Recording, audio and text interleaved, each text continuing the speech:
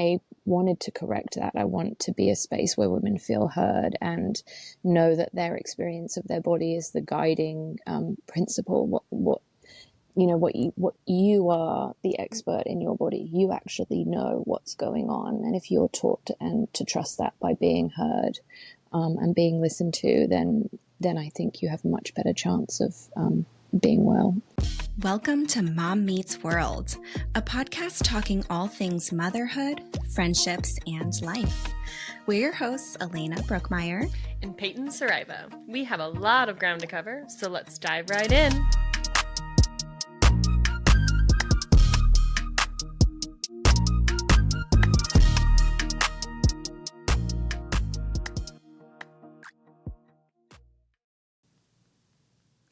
Hey, y'all. Hey, guys. How's it going? Welcome back. We have an amazing episode for you guys today. We do have a special guest. Her name is Clara Baker, and she's an acupuncturist in Sydney, Australia. So that's actually where Peyton met her and has been living proof of the amazing benefits of acupuncture.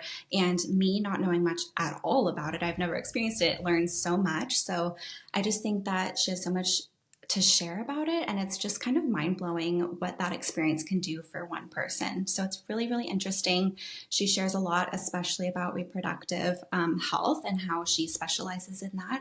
So yeah, especially if you're going through infertility issues, let's say you're considering egg freezing, anything of that sort, you will totally benefit from listening to this episode. And she's just a pleasure to chat with. So yeah, what did you think about it, Peyton? Oh, it was great. It felt really nostalgic for me to kind of transport me back in time pre-Cooper days and remember the journey it took us to fall pregnant. And I am a product of Clara's magic, and I just really believe that this conversation will hopefully impact a lot of people. It changed my life, and I think that everyone would really benefit from it. So it was really great. Excited for you guys to hear it. It was such a pleasure to have her on, and she is actually a new mom herself. She has a little 4-month-old baby named Otis, and her wife are just the perfect little family. So it is perfect for the Mom Meets World community. Excited for you guys to listen to it, and don't want to give too much more away. So Elena, how was your week?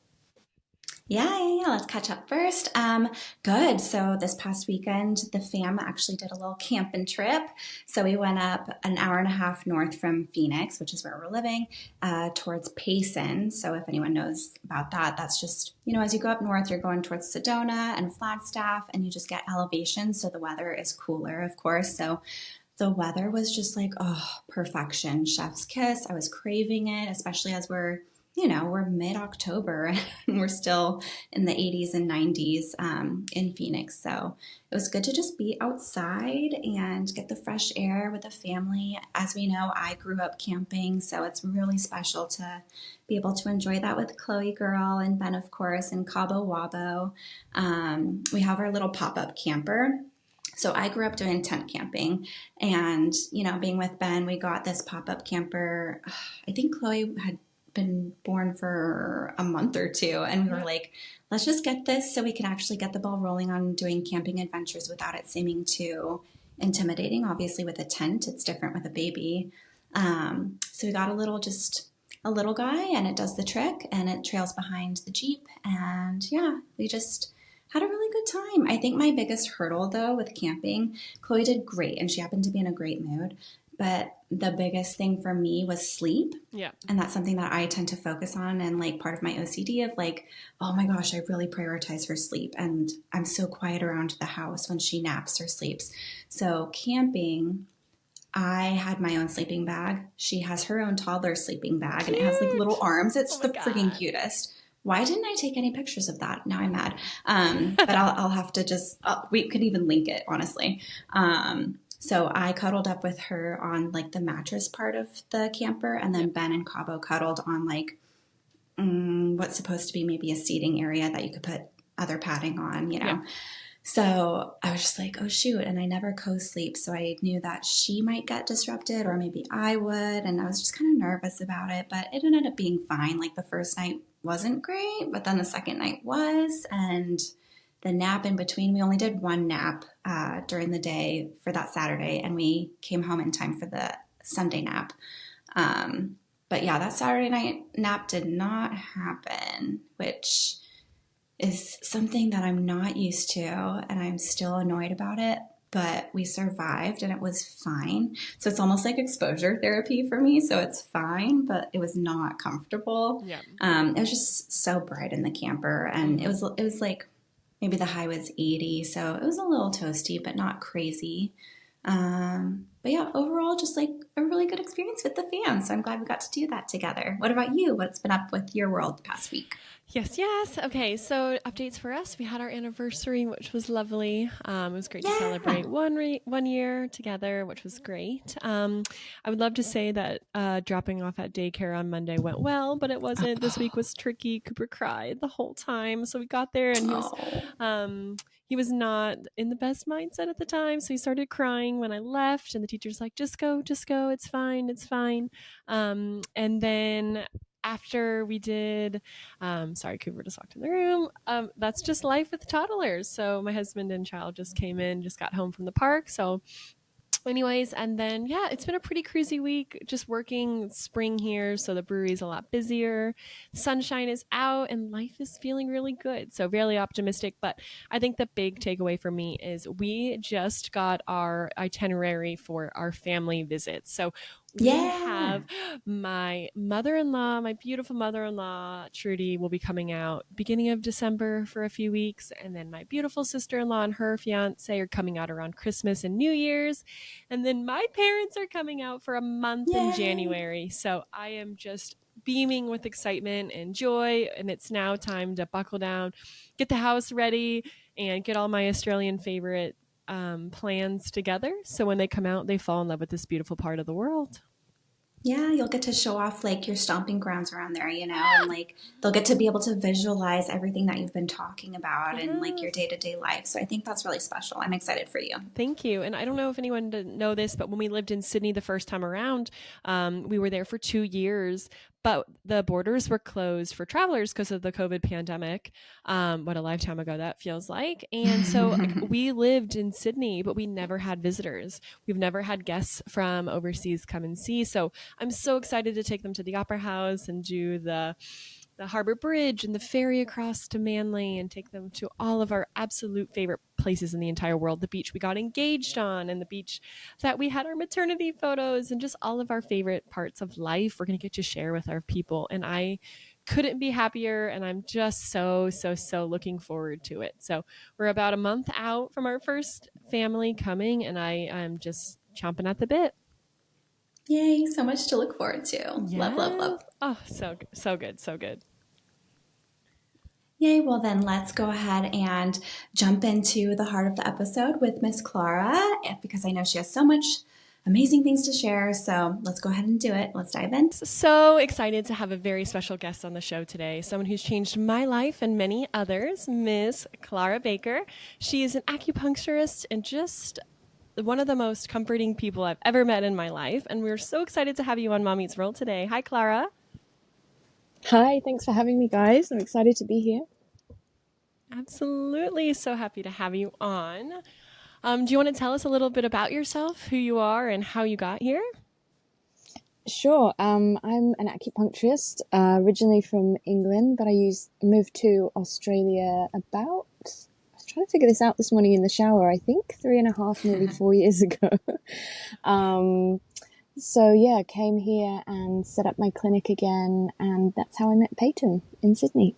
Yes. So I managed a salon suite in Sydney called Salon Lane, and Clara came in and opened a clinic within our walls, and I was always like creeping on her, always listening to things she was talking about, drawn in by her beautiful accent, of course. But I was having some fertility issues, and I got to go and meet with Clara and have a really fun story.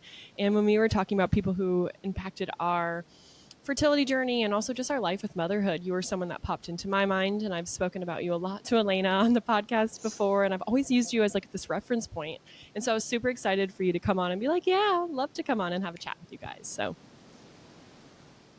So fun. This is my first ever podcast that I've done as well, so I'm excited to be here. Yeah. Welcome. And I'm especially excited, number one, just to meet you because of how much Peyton has raved about you, but also I'm someone who doesn't know very much about acupuncture. So I'm super excited to just hear what you have to share about that world and what you do. Yeah, it's always exciting to talk to people who haven't had acupuncture, but it sometimes feels like when you speak about it, it sounds so amazing that you want everyone just to try. I always just want everybody to try acupuncture because it sounds so wild. Like you put these tiny little pins in people and then they ovulate better, or they have a better bleed in their period, or, you know, and it seems so out there. But when you have it, when you're lying on the table and you can, well, I don't know if you experience this, Peyton, but you can often just like feel things changing in your body. And I always find like once people have had acupuncture, they're like, oh, wow, okay, now I get it. Oh my God. Yeah. How did you get into this line of work? You know, it's funny. Like I always say, I became an acupuncturist completely by mistake. It was never my intention. I didn't set out to be an acupuncturist. I was really lucky. I had a mentor who found me when I was young. I was sort of 19 when I started, about 19, yeah, when I started studying with him. And he just really took me under his wing. I didn't even think, when he first tried to teach me some acupuncture, I was like, why do I want to do this? You know, whatever. But he taught me this really simple form of acupuncture where you just put some needles in the ears and you treat drug and alcohol addiction with that. And I think the pivotal thing was that he taught me and then he made me go and use it in a detox center. And when I saw what happened to these people who 1 second were, you know, really intensely suffering, they were going through detox, which is obviously an incredibly difficult, uncomfortable experience. And, you know, we ran around, put these needles in their ears, and then all of a sudden, this room of people, it was like they were meditating. And I was like, whoa, because it's really one thing to learn something, you know, theoretically, but it's an entirely different thing to see it out in the world, really working for people in this, like, seemingly sudden and intense way. And I was doing a lot of yoga at the time, and I was looking at these people who 1 minute ago had been like shouting and stressed, and they were just like, the room was kind of humming with this sense of peace. And I thought, wow, you get on your yoga mat and you're working, you're like sweating your ass off for like 90 minutes just to have like 2 minutes of peace at the end. And we just put 5 needles in these guys' ears and they're meditating. So I just got really interested. You know, from the minute I saw acupuncture working, I just had questions. I had so many questions. What is going on? Why is this working? And the more questions I had, the more I had to learn. And the more I learned, honestly, the more questions I had. So I kind of got into studying it, thinking the whole time that I would be a lawyer. And then I met my second mentor, and we went to Kenya and we set up a clinic there. And again, I was working in this clinic doing acupuncture and still thinking I was probably going to be a lawyer, until one day I was just sitting in my clinic and I thought, what else would I ever do with my life? Like, this is amazing. That's awesome. I'm an acupuncturist. Whoops. Whoops. That's so funny. Yeah. I think such a beautiful and organic way to find your passion, because it just came to you, right? Like it was brought to you. You weren't necessarily looking for it. And something that kind of like resonates for me that I've talked about previously on this show is just like my family on both sides suffers from addiction, or suffered in the past. Like my mom actually passed away. She had suffered throughout her whole life. So it's like, I wish that I had known that when she was still around to kind of like help her out a little bit. But I hope anyone else who might be listening could learn from you, and even not even if it has to do anything with addiction, but just like the fact that it can relieve so much physically, but also it is intertwined mentally. And I love that. Yeah, it's really beautiful, and I'm so sorry to hear about your mum. But Thank you. if anyone is listening, there's the protocol which we use is called the NADA protocol, and I can send you guys a link. And most major cities in the world should have somebody who does it. It also has like such a fascinating history. The NADA protocol, like the Black Panthers took over a hospital in the Bronx to administer this form of acupuncture because people in their community were suffering from addiction and they wanted a way to heal them. It's got a fascinating history. It's incredibly effective. And you can usually find it very affordable, if not free, in probably most major cities. Oh, that's amazing. That's such useful information. And I know, I find that, like, you know, you just change people. And I feel like that was my experience. I mean, kind of veering off from the addiction kind of conversation, but I came into you and I hadn't had a cycle or my period in, I think it was maybe 6 or 8 months, maybe at all, like maybe 8 or 9 months. And you just sat with me and we went through from top to bottom. But something that stood out to me was how much you sat and you listened to my history. You sat and listened to what was important to me. You sat and you just like looked at my body and you just completely just like sat and were present. And I find that in healthcare in general, or you know, seeing certain clinicians or wherever, they kind of just want you to get in and get out, and you have such a limited time frame. And for me, like, you kind of set up a plan, and I'm probably jumping the gun a little bit here on this conversation, but I just like think it just changes exactly who you are. And, you know, I hadn't had a cycle, and you're like, all right, let's give it 3 months. And so Clara decided that she wanted to do acupuncture to help with my PCOS, or polycystic ovaries. And I want you to jump in on that, Clara, and kind of correct me as we continue on with this chat.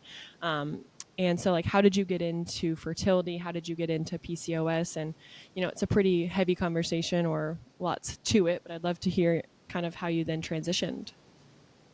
Yeah, I mean, firstly, I'm so pleased that was your experience and you felt seen and heard. I think, on the one hand, that is something about Chinese medicine, that we look at the whole person in their entirety to come up with a really good diagnosis and therefore a really effective treatment plan. You really need to understand the person and exactly what's going on for them. But also from my own history of chronic illness, I really felt that unheard and gaslit within the medical system as a woman, especially as a young woman. And I wanted to correct that. I want to be a space where women feel heard and know that their experience of their body is the guiding principle. What you are the expert in your body. You actually know what's going on, and if you're taught to trust that by being heard and being listened to, then I think you have a much better chance of being well. Yeah, but PCOS. I actually was told at some stage, you know, sometimes things get kind of thrown at you in doctors' rooms and you have no idea. But when I was quite young, they sort of did a scan. Oh, looks like you've got PCOS. Oh, looks like you might have endometriosis. We don't know, whatever. And then you think, what? And I remember being really quite young, like a teenager, and then getting all these blood works back and thinking like, what does all this stuff mean? And then just like almost a throwaway line, like possible infertility. And I remember thinking like, what? And I was in the library studying for, I think it was maybe even my GCSEs. So like a 16 or 17, I can't remember exactly. And thinking like, never thought if I wanted to have kids, but imagine if I couldn't. Yeah. And it seemed like such a throwaway sentence in a pile of paperwork that no one had discussed with me, that I didn't understand, which I then went on to research, because that's kind of the way my brain works. I want to understand everything. It's also helped that I really love the sciences. So, I went on to understand what it means to have like really high androgen levels. So I had that kind of personal angle with PCOS, definitely, and found my way through it with acupuncture and lifestyle changes. But then once I was a clinician, you see it. It's very common. It has like a really high incidence rate within the female population. And, when I see something coming up and again, it's like, let's get rid of this. Like, why is this happening? And, it's annoying now. And, what's particularly annoying is you'll get really young girls, like I was, getting these kind of possible results, and then doctors just saying, just go on the pill. Yeah. And that's so frustrating, because there's a girl's body trying to establish a regular hormonal cycle, trying to ovulate every month. Your body's trying to do the thing, it's trying so hard. And instead of figuring out how to support that woman's body, we're just like shutting it down with synthetic hormones, which, nobody is really told, I think, in a doctor's office how many side effects there are from those hormonal contraceptions. I don't think we're given a clear picture to make those decisions on.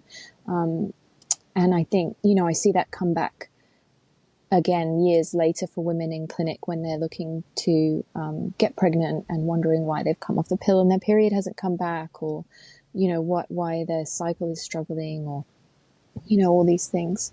I think I went off on a tangent there. I do that, by the way. You guys can always pull me back. But That's okay. But yeah, so I had this kind of personal history with PCOS. I saw it coming up a lot in clinic. And Peyton can probably attest to this. I'm a little bit strict as well, like I really think, and again, this comes back to when I had an illness, I just wanted someone to tell me the truth. Like, just tell me what it is. If there's something that I can do that will help, I want to do it. Yeah. So I'm really honest with my patients, if there are lifestyle things, if there are things that they can change outside of the treatment room, I tell them. And, I think I was quite direct with you, Peyton, probably, like, you've got to change your diet. If you don't change your diet with PCOS, treatment's not really going to work, because, the foundation of PCOS is a metabolic condition, right? So I don't know how sciencey you guys want to get.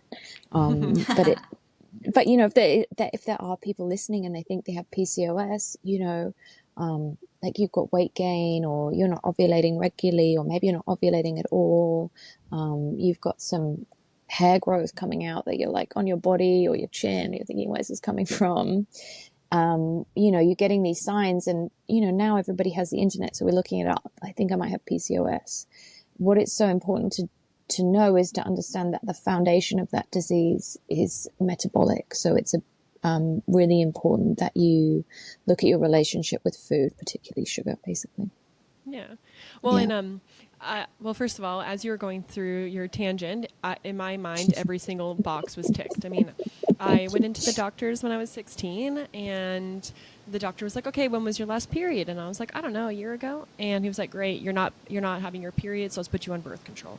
And at the time, I don't think that there was enough on my end, or my family's end, or my parents' end in particular, to like question it. And I think that we were not told you should question this or whatever. We were like, oh, cool. So I went on the pill, and I wasn't sexually active. It was just something that, like, periods will make your birth control will make your periods come. So I mean, from 16 years old, I was on birth control, and then when I was 21, I found out I had a blood clotting disorder, so I had to go off the pill. But from 21 all the way up until Chase and I started, like, thinking about the conversation of children, I was never regularly having periods, definitely not ovulating. And then I know my husband's brain is very scientific. He's brilliant in that side of things. And so when we were starting the conversation with kids, his brain was like, okay, well, periods equals ovulation. Ovulations mean you can have children. And if you're not having periods, or, you joke around like every 9 to 12 months you're having a period, that is going to make it really challenging for us. So he was the initial push for me to go in and get the blood work done. And then I was 22 years old when I found out, or I got that big scary paperwork pile that said you have endometriosis and you have polycystic ovaries. And I definitely had the big underline possible infertility or challenges having children. And again, the doctor that, I was lucky, because typically they say that women have a really hard time getting the actual diagnosis of endometriosis or polycystic ovaries. Most of the time, it takes years and years and years of testing. And thankfully, I was able to get that diagnosis and then have that to justify in my head why this was happening. But truthfully, like, the next step was, okay, you need to be on metformin, or you need to be on a medication to, like, change it around. But there was never a conversation had about what was my diet, what was my lifestyle, what was I consuming, and what was my, daily routine like, until I met you. I mean, I came into your clinic and I was like, okay, Clara, this is who I am. Here's my cycles. I gave you over my blood work. I gave you over all my information. And you're like, okay, so... But first things first, let's look at your diet. And here we are. You said to me, let's cut sugar, let's cut dairy, let's add exercise in, and I want you to warm your body. And then I started with acupuncture, and I had never had needles in my skin before. And one of the pictures I'll post on my Instagram, as long as I don't really care, actually. I'm laying on your bed, and I'm almost naked. I've got towel over my chest and middle section, but I've got needles from head to toe. And I hadn't had a cycle, and it almost gets me emotional. I hadn't had a period in probably 9 months. And I had a period within 2 weeks of you giving me my first treatment. And it was something that I was like, is she a witch? Is she a magician? Like, what's happening? And then, like, with continual visits with you, actually, as well as, like, my lifestyle and my diet change. And, like, I think I was seeing you twice a week for acupuncture, and you were, doing really cool. I don't know the name, but you were putting these warm things on my feet. They were kind of like smoke. You can tell the name, I'm butchering it, but she put these things on my feet to warm them up. And also I was wearing socks all the time, and I took it really seriously, but I felt it was the first time that I actually looked from the inside out, like what's happening in my body, as opposed to just like, let's have a lot of sex and like that eventually that'll turn into a baby. But like the more we talked about it, Clara, you were like, that's right now your body's not ready for that. Your body is telling you you're not ready for a baby. Let's fix the way your uterus is. Let's fix the way your body's operating. So then when you are able to have a baby, your body is ready and welcoming to that embryo, and then eventually a baby. So I just want you to know that from my perspective, that's how it was and how much it changed me. And so that was my experience. I think I got acupuncture for 4 or 5 months with you, and then we were pregnant within month 3 or 4 of this continuous cycle. So it was literally magic, and I'm so thankful for it. And I don't know if I've ever told from start to finish my end that's how our experience was falling pregnant with Cooper. But yeah, so that was for me. So beautiful. Thanks for sharing that with everyone, Peyton. It's nice for you to. It's really. I think a thing with my work is it is so private, the experience that people have. And so often other people don't get to know how amazing the transformation is that people undergo once they begin treatment. So it's really beautiful for you to share that with everyone. So thanks, Peyton, for doing that. Really nice. Thank you. Hopefully that was okay to share. And so like kind of with that, so I know that your family has just grown a little bit. Do you want to share a little bit about your family and how your like journey with motherhood has, come to be? Yeah, for sure. I just had a baby. He just turned 4 months on Tuesday. Yeah, which is so cute. And he's really so beautiful right now. He's going through the screamy, gurgly phase. So that's so adorable. Yeah, like everywhere we take him, he's smiling and screaming at everybody. Aww. And yeah, he's being very, very cute right now. But yeah, so I'm in a same-sex relationship. So my fertility journey was one of using a sperm donor. So a little bit different, but essentially not, because I had obviously several years ago worked through my PCOS and my endo. There's still things that I do to keep my hormones in balance. And because my partner and I knew that we wanted to have a child, but it actually took us a long time to find a sperm donor. We wanted to have a known donor, and that, was just a real process. It took us about 5 years to find the person who we eventually did it with, which I'm so grateful and happy that we waited, because he's perfect and such a lovely human, and it's such a nice situation. But so yeah, I was in the situation knowing that I wanted to have a baby, but knowing that obviously everyone has the clock ticking and stuff like that. So I made sure that I was getting treatment and taking herbs to, keep my egg quality good, which is the kind of main thing as you're getting a little older. So we ended up conceiving when I was already 37, and he was born 5 days before my 38th birthday. Oh, little birthday present. Yeah, it was cute. It was nice. And so we were lucky, and we were able to, obviously I could treat myself, which is really good. I did a lot of acupuncture, I took a lot of herbs, and we did actually a home IUI, which I don't know if everybody listening will know the difference between IVF and IUI. IVF is where you go and you have, you inject yourself with hormones to control your, the number of follicles that you're growing. So the number of eggs which are ripening within your ovaries. And then you go to the hospital and they surgically remove the eggs from your body. And then within the lab, they will put the sperm and the egg together. They'll grow an embryo for usually about 5 days. And then on day 5, they'll put the embryo back inside of you, where hopefully it will implant. So that's IVF. a little bit more intrusive. And IUI stands for interuterine insemination, which sounds kind of unattractive. But it just, it basically just means that they put the sperm inside of you. So you don't need to take hormones or have any surgery. And you can do that at home. And so that's what we did. And it was quite simple, and it just worked the first time because I was all over my ovulation, and yeah. So yeah, that was a happy story for us. Yay, well, congrats to you. I'm Thank glad you. that went as smooth as it could have, other than obviously taking so long to find the donor, but it Yeah. sounds like the wait was well worth it. Yeah, and I mean, the thing I would say to anybody who's listening who is thinking about their fertility, or even struggling already at the stage of like struggling with their fertility, you want to think about getting pregnant as like a marathon. Like, you wouldn't try and run a huge marathon by going for a jog for the first time the week before. The results come from several months of preparing. If not in my case, really I was preparing my body for years. And I was getting blood drawn, and this lady was chatting to the lady, and she was telling me the statistical probability that I should get pregnant on the first try at my age, and she was like, it's unbelievable. And then she started telling me she's been trying to get pregnant for so long and it hasn't been working, and she's spent all this money on IVF, and, it's a very familiar story. And I said, yeah, but the statistics are not taking into account how prepared I was. I was really, really prepared. And I mean, I can put a number on it if that's helpful for people. Sure.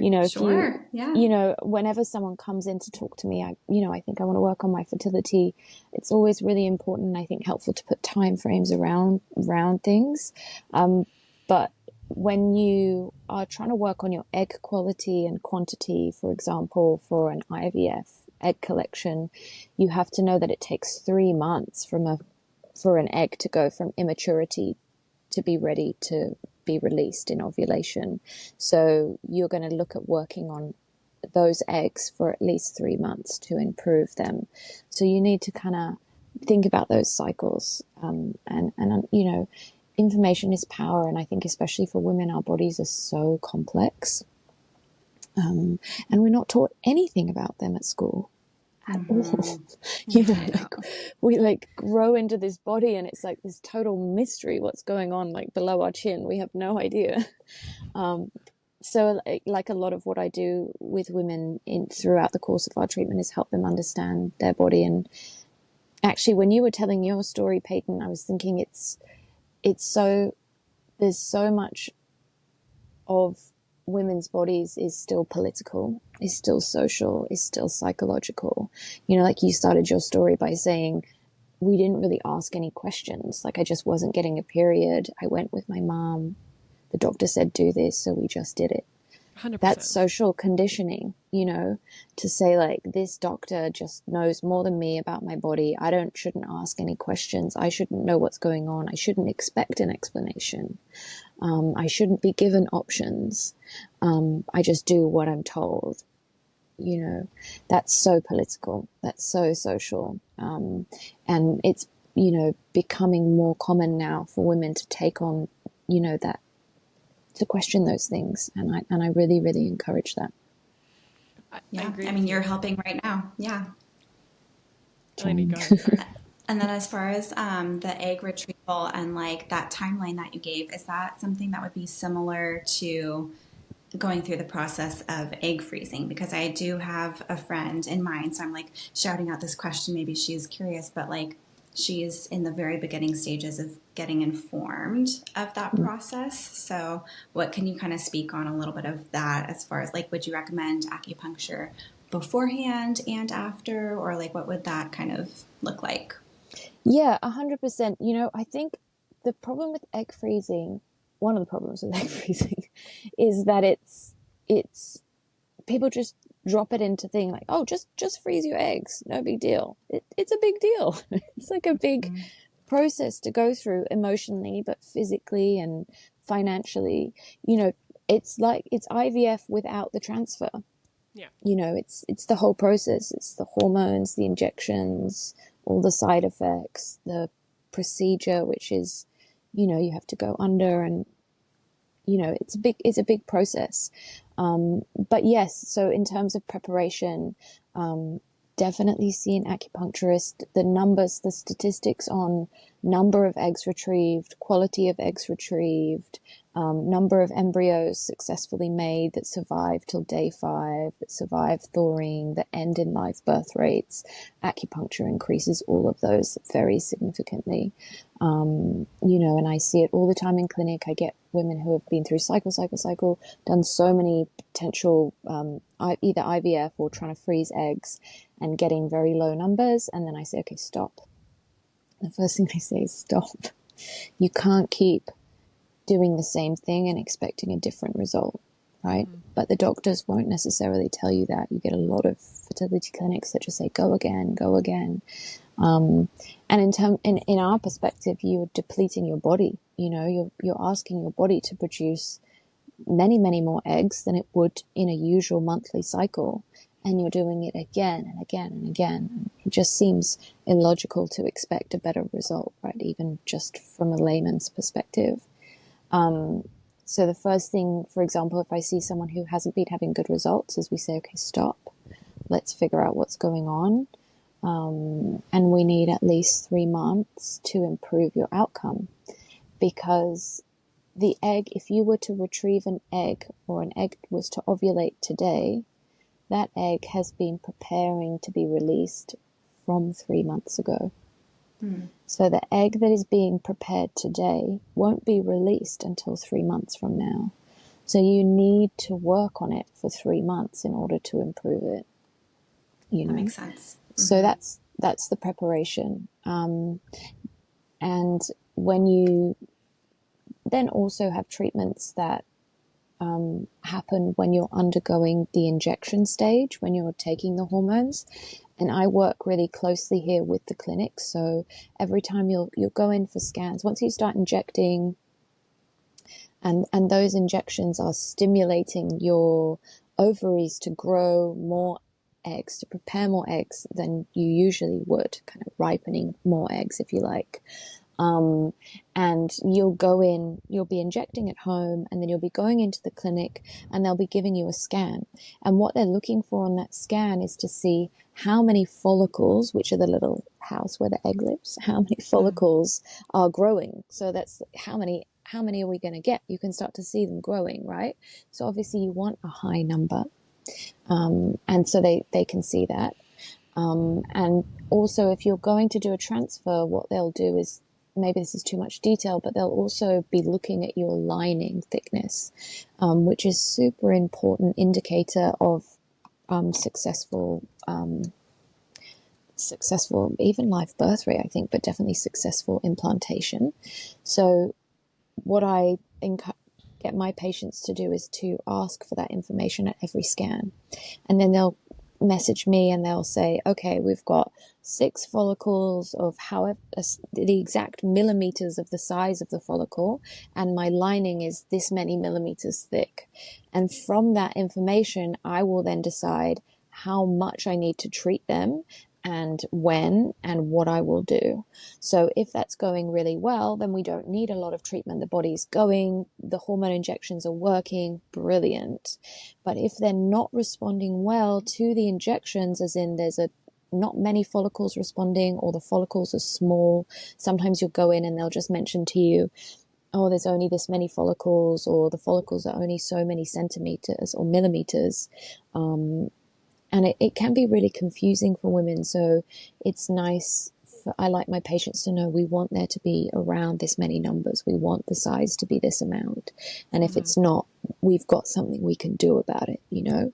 And we then use the acupuncture to help increase the number of follicles and the size of follicles responding to the medication. So we're working really closely with the clinic there. That's amazing. I mean, no, that's perfect. No, it's good to know. And I think like, as you've kind of spoken about, the more information you have, the better. And it, like, is it safe to say that you have been learning how to treat these patients and how to, like, adjust the numbers just by experience, or is that something that you were taught in school? Or, and when I say treatments, like going in for like where to put the needles, or, I mean, Yeah. and we're talking teeny tiny needles for the listeners and just trying to paint a picture. If someone's never seen them, they're really small, but is that just through experience that you know where to put them in order to help with X result, or? No, there's when you go to regular acupuncture school, you don't learn to treat this. You have to do like a specialist training. So that is important to say actually for listeners. You do need to go to an acupuncturist has specifically trained to treat fertility and specifically trained to support IVF procedures or egg freezing procedures, because it's quite complicated and it's very scientific. So we have to understand everything that the doctors are doing. We have to understand the medications. There's different types of medications, different types of procedures that people can do, and we have to really understand how not to interfere with that, how to support it, not to interrupt it. So you definitely want someone specially trained. But having said that, once you start working in that area, obviously life experience makes you better. So having worked in that area for years now, then I can have experiential knowledge of what works and what doesn't work, definitely. That's amazing. Yeah, that totally makes sense. And just like with any profession, being hands-on, and the more different types of people you work with, you probably learn so much.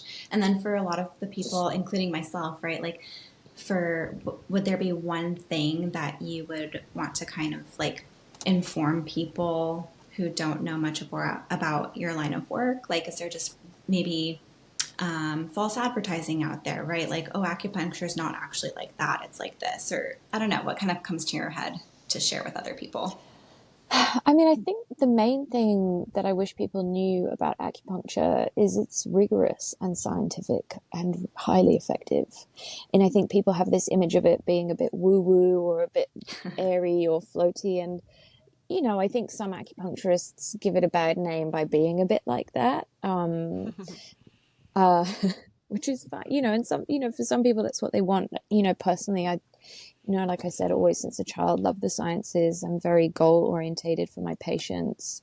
And acupuncture can get incredible results in a lot of different fields. And obviously, we're talking about fertility, and there's a lot of research which supports it. I guess I just wish that people knew how effective it was, and how, it's a serious practice. Yeah. That's great. I mean, you and Peyton are literally proof, I'll testify for that. Proof is in the pudding, huh? Yeah. And then we had a listener question, because we send out a survey before we have our episode with you, and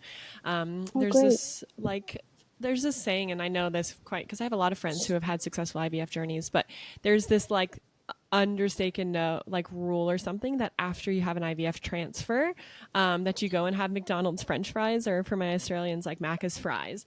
Like, what's the validity behind that? Did you do that just for the fun to say that you guys did it, or like, what does that come from? Oh my God, no! I would never eat McDonald's, Peyton. You know that about me. I know that, but I'd kill you if I knew you did that. No, I didn't. Well, first of all, I didn't. But I swear though, like, I have so many friends in the States that like have their like post transfer selfies of them with their Macca's fries, and it's like, if you know, you know, and it's like, countless people. I could probably count on two, like, both hands, friends of mine that have selfies after their transfer having the Macca's fries. So anyways, I'm glad you could clear that up. I don't know why. I've never heard of that. Okay, good. Well, at least I know that there's no validity in your clinic behind all of that. No, I'm definitely not sending people to McDonald's after probably telling people off if I hear they've gone to McDonald's. Good to know. That's so good.